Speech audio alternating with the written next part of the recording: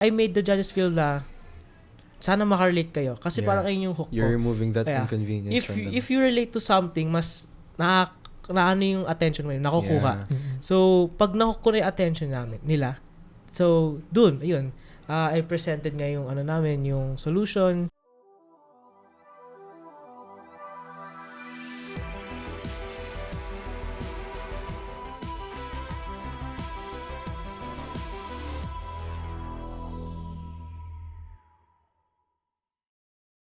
Welcome to Kaka Computer, where tech meets wit and wisdom. So, our episode title is Judge Mode, Thinking Like a Winner. Yeah. So, simulan natin, winning isn't just about building. It's about thinking like a judge. This episode flips the perspective and explores how to design, present, and position your project to maximize impact and memorability. But to start off, why don't we introduce ourselves first? So, let's start with you, Christian. Right. I am Mark Jason Agaw. Sorry. Yep. Yeah. Mark Jason Ago. So, I'm Christian Bautista. Hello, I'm Angel. And Kian Rosales. So, we just came from Agora. What's that? AI Ready. Voice AI. Voice AI pala yun. Yeah. Voice AI Hackathon with Yeah. Agora. So, that's the first one. What do you think judges actually care about the most when it comes to your presentation or pitch? Yeah. You can start with anyone. Yeah, I guess siguro based on the experience na rin, tingin ko pinaka-interested talaga sila is the idea. And also, since nasa field yung mga yan, I guess the value proposition nung idea mo, does it make sense? Siguro yun. Does it make sense in the current? Or kasi yung mga yan, veteran judge na rin sila. So they see other technologies na rin, emerging technologies na similar. So if it's novel, it's bago siya, and it makes sense sa kanila. So, also dun sa business side, siguro yun, I guess that would catch their attention for sure. I think that's one of the good things dun sa Agora Hackathon na yung judges dun, the six judges, they're all amazingly versed in the tech world.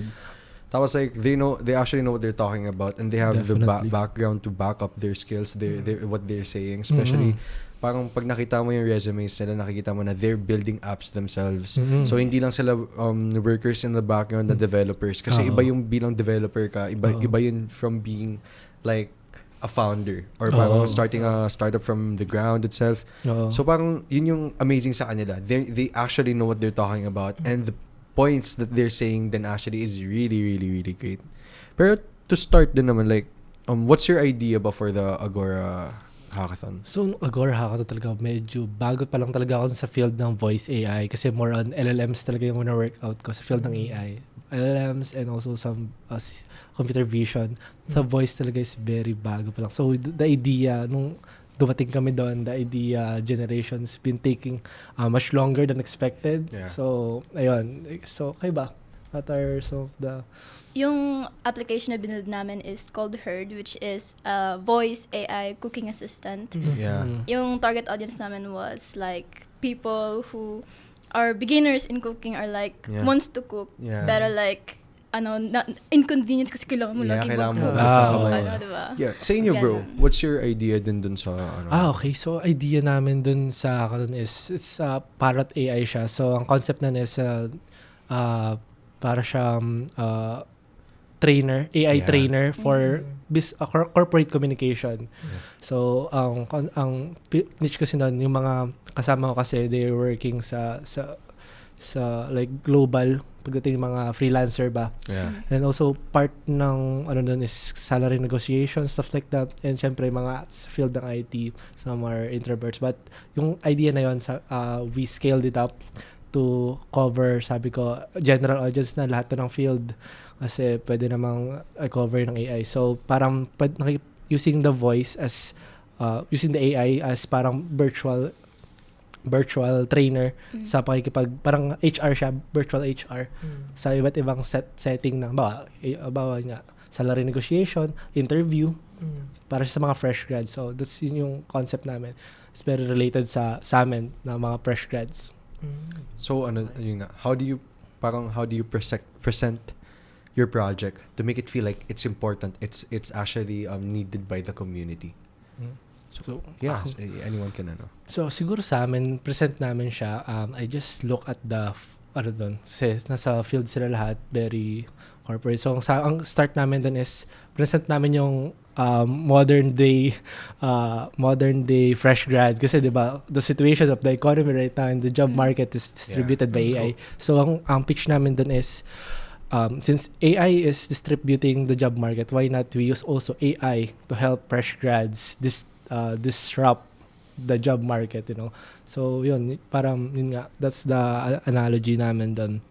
So yun, I just find something that's related not only to the judges but also to the people in the room para makagather yung attention nila. And yun nga, since I saw them, sabi ko, mga fresh grads to mga to.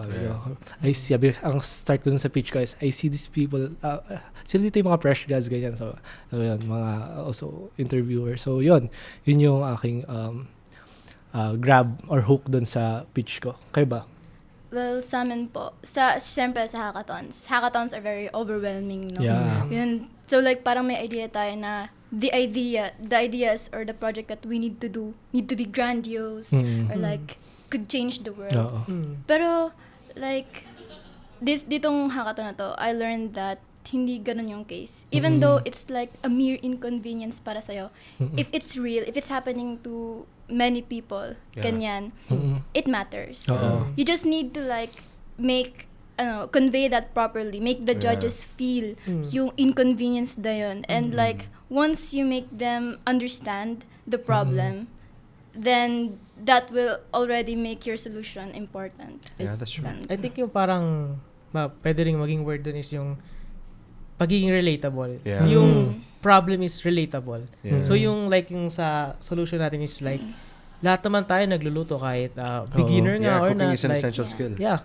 So parang ang presentation namin, ang una ko ang tinanong like ano yun yung na-experience nyo ba yung hands nyo madumi, then gusto nyo lumapit sa phone nyo, you want to Hugas ka pa ganun. hugas kamay, hindi pa magugas na kamay, etc.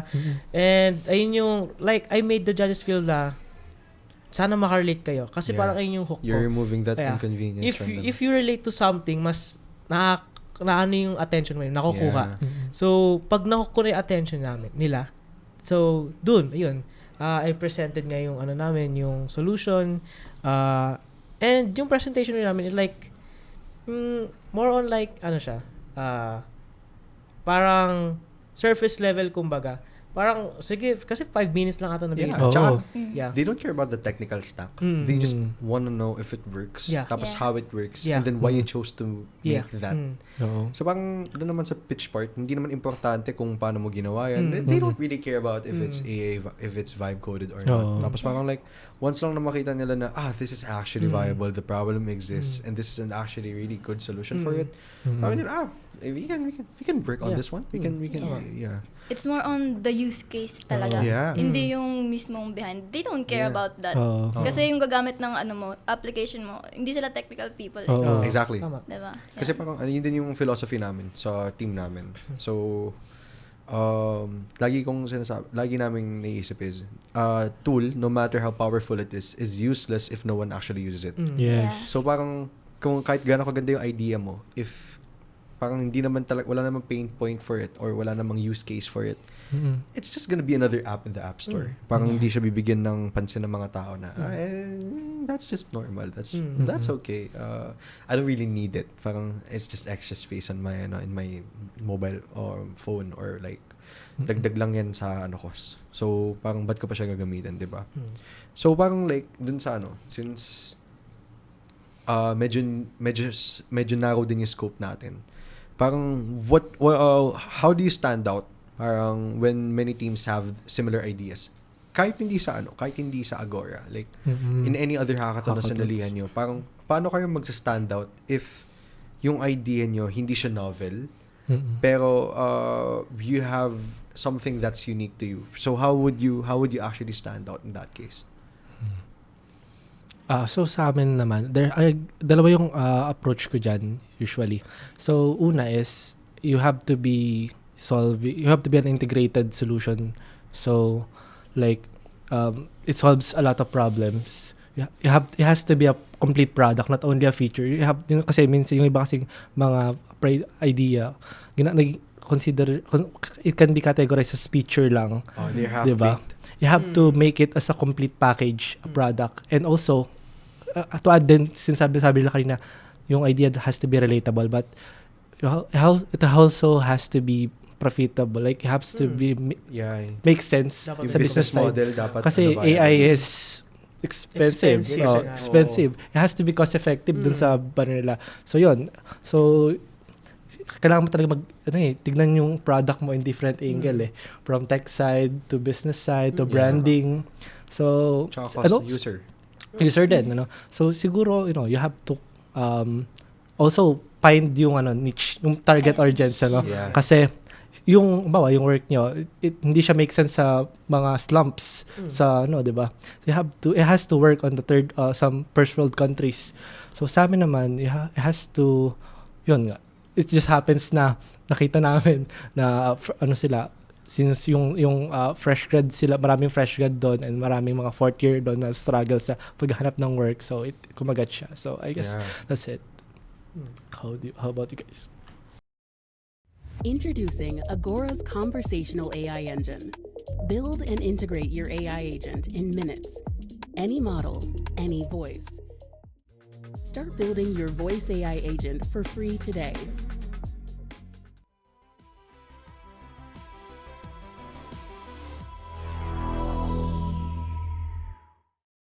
So, yung sa amin kasi, yung paano nag-stand out yung, like yung product.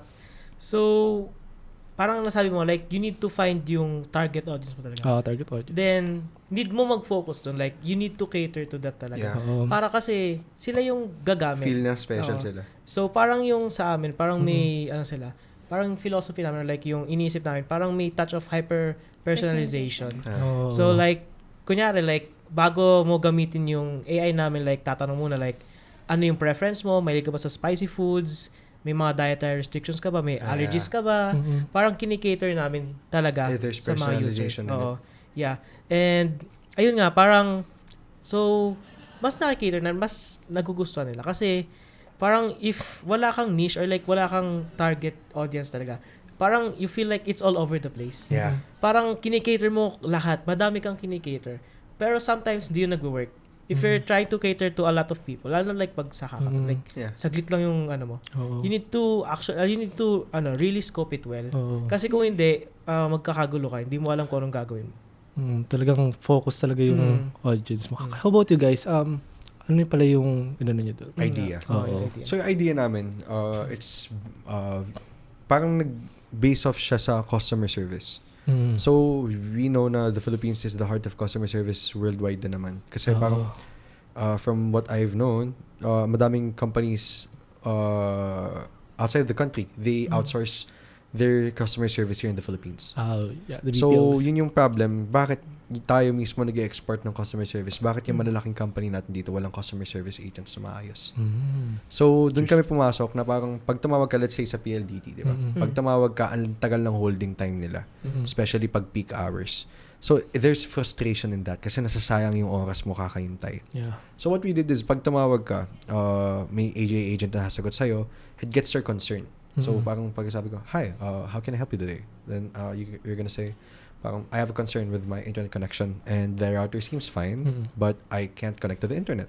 So, from that, gagawin ka na ng ticket ng system and then yung ticket isasend na agad sa appropriate person that would work on it. So, automated na yung entire triage, hindi sa iisang tao na team leader, kundi sa isang system. So, di na nahihirapan yung tao na, let's say, yung customer service na, kanino ko papadala to?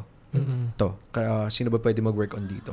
So, di na siya mahirapan sa ganung part. Kasi, hindi naman authoritative AI, we made it so that it's assistive.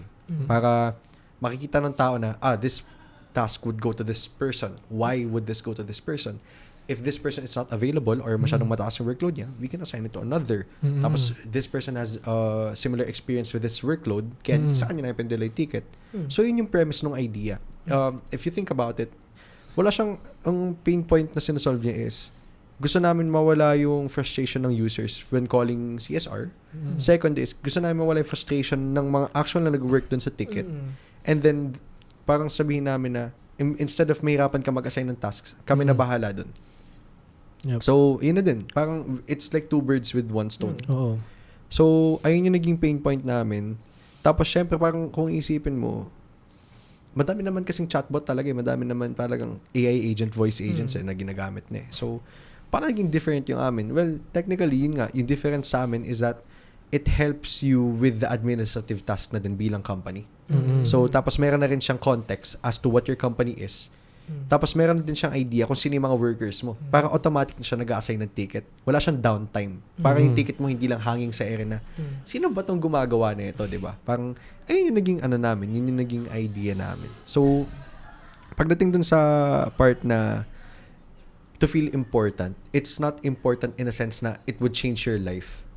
Pero there's a lot of people that are experiencing this kind of problem and it would revolutionize their quality of life naman. So hindi siya nakakabago in a sense na parang let's just say yung sa inyo na parang nakakatulong siya educationally. So yung sa amin naman, it helps lang with the people that are actually working now. But instead of like parang administrative yung niya, yung tulong niya. It makes sense talaga kasi pwede mo siya gawing startup na B2B, right? Yeah, it makes sense. You can make it a SaaS, you can make it a B2B. It makes sense sa side business ng model business model. Yeah, so it's feasible actually if you do it in the startup, which we're trying to do.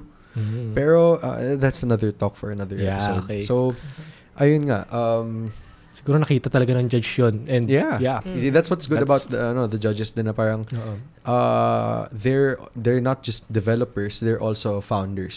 So they can look into their visionaries kumbaga. Nakikita nila yung vision and that's it. They can relate to you. Yun din mahalaga dun eh. Like irritate ko lang sinabi niya na parang the relatability is important kasi once they see na this is actually relatable and there's actually a problem that needs to be solved. Parang na-recognize sila yung problem. Boom. You got them already talaga. So, ayun din talaga. Siguro last is, last part ng natin is the pitch. Diba? What do you think are, na one thing that can make or break the pitch or the presentation, I think, sa mentor ko to nakuha. Sa mentor namin ko to nakuha. The one thing that can make or break yung presentation mo is how you position your application tsaka yung pain point. Yeah. Kasi if you fail to convey your pain point, yung mga judges will be like, why should we care? Why does your application matter? Is your problem real or sa'yo lang yung problem na yan? Ganon. That's the most important thing na dapat mong maipaintindi sa judges mo before your solution actually gets through to them. Sa amin din ganun din eh. Like, pag ako kasi lagi nag-pitch sa amin. So, 4-man team, pero mag-isa lang talaga ako lagi nag-pitch kasi parang nasa ulo ko na lahat nung kailangan sabihin. Kasi mas maganda parang if isang taong magko-convey, parang hindi na walang context switching within the judges, hindi sila maguguluhan. So, okay, yung pinaka-laging hinahanap ko is statistics. Kasi statistics are real. It's real data that's been positioned in a way that could help your app. Parang idea. So, for example, sa amin, yung statistics na ginamit namin, 60% of customers in Metro Manila, they report that their tickets are being bounced around. So, ayun na, ang laki nun, 60%. Ilan ba tao sa Metro Manila? Let's say 12 million. So, 60% ng customers dun sa 12 million na yun, let's say, hindi naman siguro like accurate na 200K to 2 million pala, sorry. Or, hindi, 7 million. Di pala 7 million yun. Let's say, parang, yung customers talaga sa Metro Manila, ilan ba? Dami nun. So, ang daming tickets na nababounce around na nire-report. And then, pag nakita nila na may actual statistics doon, kahit hindi sila naniniwala nung una, if the data says so, maniniwala din sila. So, that's one thing that can actually make the pitch. The one thing that can break the pitch is if hindi gumana yung system mo. So, pagdating sa demo, syempre hackathon eh. Diba? Ang hackathon is different from an ideathon, diba? So, yung hackathon, kailangan may working, may working prototype ka. So, pag ideathon, syempre kahit wala, idea lang eh. So, parang, pag nag-present ka na something na, this might be hot take, okay? If nag-present ka na something na parang Figma lang sa hackathon, it should really count. Kasi it's a hackathon eh. So, parang, kailangan may working idea ka. Kasi let's be frank about it. Figma is like, it's not even, an MVP kasi hindi siya viable. It's just shows you the user flow. Pero wala, exactly. So kailangan talaga pag kahit mapakita mo lang yung bare minimum features, then you can work on it afterwards naman. Kasi ang mahalaga lang naman, mapakita mo yung kung ano yung talaga nasa idea mo, kung ano yung gusto mong i-convey. Once na mapakita mo yun, the judges are gonna be okay with it. So, if they don't see that, that's gonna be doomed then. I think then yung isa pa sa mga nagbe-break ng presentations is if yung presentation mo is ano tawag dito? Unoriginal. So, parang what do I mean by that? Parang pag yung idea mo, masyado na siyang kalat. Oo. Tapos parang wala din namang, if you're also trying to reinvent the wheel, if you're trying to create something that already exists, pero may ibang twist lang. Let's say sa electric sockets, di ba? Maraming electric sockets sa ibang bansa. Ano yung difference nila? Wala lang, iba lang yung format nila. So why are you trying to reinvent something that already exists? Para lang maiba. Pero ang kawawa dun is yung users kasi why would I use that? It's gonna be another learning curve for me. Parang ganun, di ba? So, ayun talaga yung mga nag-make or break ng pitch. Una, yung statistics nga. Then your idea has to be novel. It doesn't have to be something that's entirely new. Pero you can build off of something that already exists then. So, yeah, yun talaga yung parang Yeah, that's technically how you think as a winner, no? So you have to really consider yung nga sabi niyo nabagay niyo kanina, all things that, it has to be relatable to the judge, it has to be some hot take here, has to be working, di ba? It has to be yun nga kailangan siguro ang part doon. Ako ang ginagawa ko is the other way around dun sa sinabi mo kasi yung mo is you have to be kahit ano pa yung solution mo, it has to be, kailangan mo ibato siya, kailangan mo siya ibato in a way na maintindihan ng judge. But ako, ginagawa ko kasi is, it has to be, consider ko yung topic, yung team, yung place. Yeah. So, that's my style. It's kanya-kanya that's naman. integral That's valid naman. Integral part din naman ng hackathon yun. Like, siguro if, parang like nagpipitch ka lang with generalized hackathon, you don't need to think about the theme. Pero since voice hackathon nga to, we need to think about that as well. We need to take into account yung mga kailangan nila. Sabi, kailangan nyo gamitin tong platform na to, yung Agora. So, siguro that's for the general audience, So for you guys, So yung, pwede yung strategy niyo yun, Pwede nyo, kung hindi nyo maparelate yung tingin yung problem na important sa'yo, isip kayo ng problem na tingin nyo relatable sa judges. Yeah. Or even Sorry, like for you, like, if you have a personal problem, kahit ikaw lang naka-experience ng problema na yun, pag na-market mo siya properly, maraming sabihin nila, ay, parang ako din. Parang diba? Nag-create ka ng problema na hindi naman talaga nag-e-exist. Pero once people recognize that problem, that's the start. Yeah. Parang to solve a problem, you need to recognize that the problem exists. Yes. So once they realize that the problem exists, they're gonna be like, woo, sige, let's invest into this. Yeah, okay. Yeah, so this discussion, guys, I guess that's it. That's it. This is Kaka Computer with our episode title, Judge Mode, Thinking Like a Winner. Thank you for listening, guys. Thanks to our sponsors, Agora, Finshark, Tutorials Dojo, Young Satio, Amazon Web Services User Group Philippines, and Facebook subscribers. On to our next episode.